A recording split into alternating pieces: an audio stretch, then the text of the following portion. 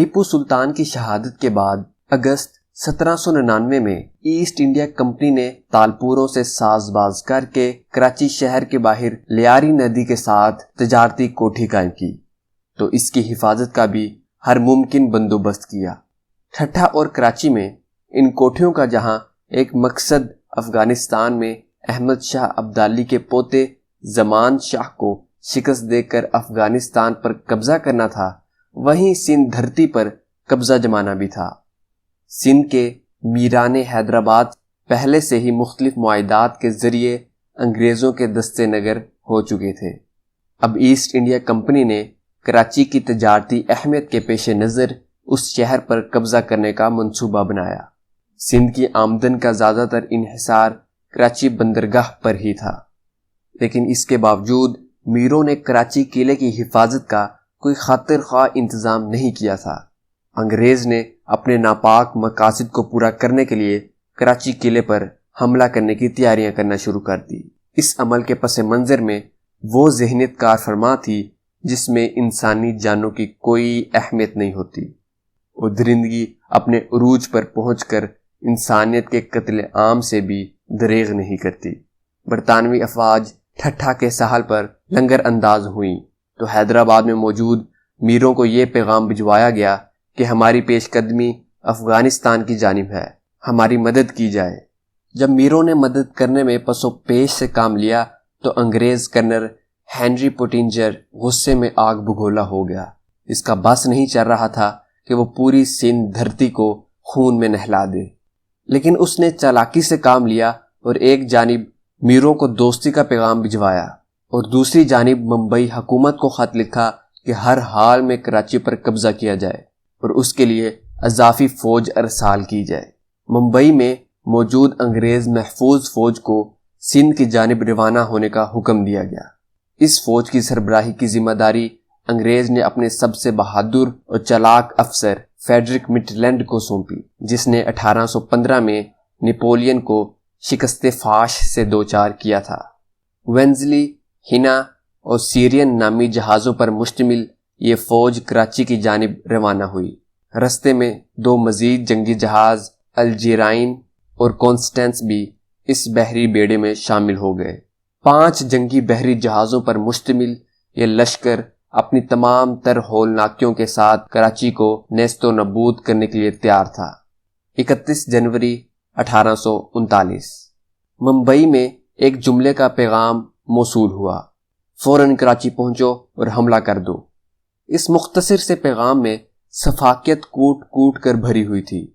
قوموں کو غلام بنانے کا فلسفہ اور اس کی بھیانک شکل کراچی کے ساحل کی جانب رواں دواں تھی۔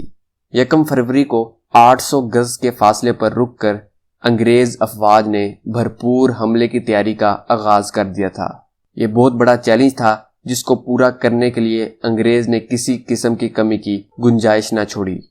اپنے اعلیٰ افسران، جدید جنگی ساز و سامان اور توپوں سے لیس اس وقت کے جدید بحری جہاز صرف اور صرف اس مقصد کے لیے روانہ کیے گئے تھے۔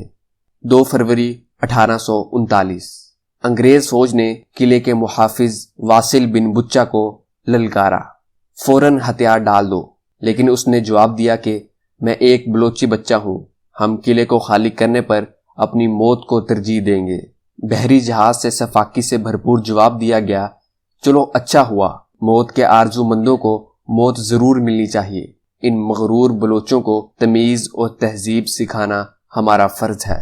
اسی فرض کو پورا کرنے کے لیے ہم اپنا وطن چھوڑ کر آئے ہیں۔ سامراج نے ہمیشہ آزادی، تہذیب، تمیز اور جمہوریت کے خوشنما نعروں کے لبادے میں تہذیبوں کو ملیا میٹ کیا ہے۔ دنیا ماضی میں بھی اس کی مثالیں دیکھ چکی ہے اور آج بھی اس سے دوچار ہے۔ اس اعلان کے بعد مہذب دنیا نے دیکھا کہ تمیز سکھانے والوں کے دعوے داروں نے کراچی قلعے پر بے دریغ حملہ کر دیا۔ 3 گھنٹے مسلسل گولہ باری کے نتیجے میں قلعے کا مغربی حصہ تباہی و بربادی سے دوچار ہوا۔ جہازوں کی توپوں سے داغے گئے گولوں نے انسانیت کی کوئی پرواہ نہ کی اور بدتمیزی کی تمام حدیں پار کر لی۔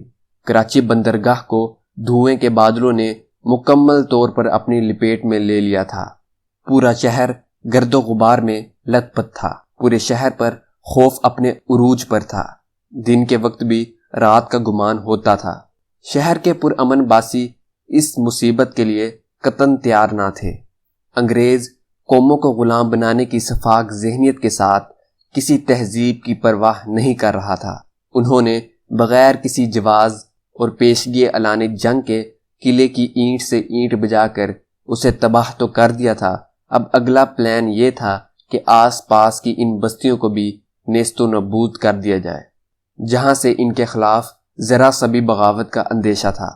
تالپور حکمرانوں کے مقامی رہنماؤں نے انگریزوں کے قریبی ساتھی سیٹھ ناؤمل کے بھائی پریم داس کو انگریزوں سے مذاکرات کرنے کے لیے بھیجا۔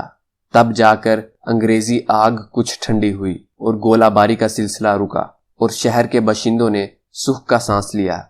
3 فروری 1839 کراچی کے تالپور گورنر خیر محمد اور سول گورنر علی ریکھا نے برطانوی افسران سے مذاکرات کیے تاکہ شہر کو مزید تباہی و بربادی سے بچایا جا سکے۔ اس ملاقات کے نتیجے میں معاہدہ طے پا گیا۔ پورا شہر برطانوی فوج کے کنٹرول میں لے لیا گیا۔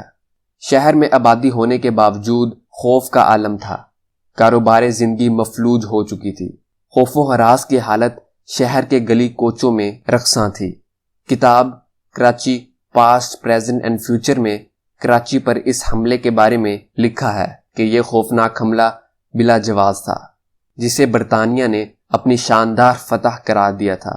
پھر سندھ دھرتی نے وہ سیاہ دن دیکھا جب 7 فروری 1839 کو بھوجل قدموں کے ساتھ فوجی گورنر خیر محمد انگریز افسران سے ملنے گیا تو ملکہ وکٹوریہ کی 50ویں ریجمنٹ کے کمانڈر جے چیو اور برطانوی شاہی فوج کے ترجمان لیفٹیننٹ پوسٹانس کے سامنے اس کی یہ حالت تھی جیسے ایک غلام کسی آقا کے حضور پیش ہوا ہے۔ ایک شفاق اور فاتحانہ مسکراہٹ آقاؤں کے لبوں پر رقصاں تھی۔ اس بے کسی اور قسم پرسی کی حالت میں تالپور افسر خیر محمد نے 7 فروری 1839 کو کراچی شہر کی چابیاں انگریزوں کے حوالے کیں۔